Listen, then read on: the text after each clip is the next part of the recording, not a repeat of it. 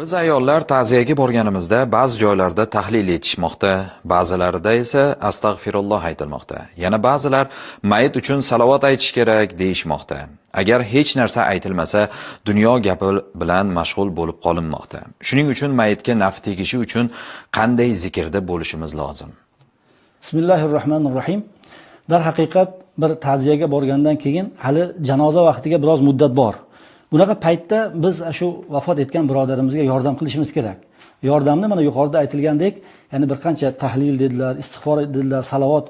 Bunga qaysi birini qilsak ham u mayitga yordam bo'laveradi. Lekin bir ishni afzali qaysi degan masalani so'rayaptilar bu yerda. Ulamolar aytadilarki, bunday holatda afzalu zikr, ya'ni tilovatul Qur'on degan, ya'ni zikrlarning eng yaxshisi Qur'on tilovati deyiladi. Ya'ni borgan odam hali demak janozaga ozgina vaqt bor, kutib o'tirish kerak. Bunaqa paytda agar Qur'on o'qishni biladigan bo'lsa,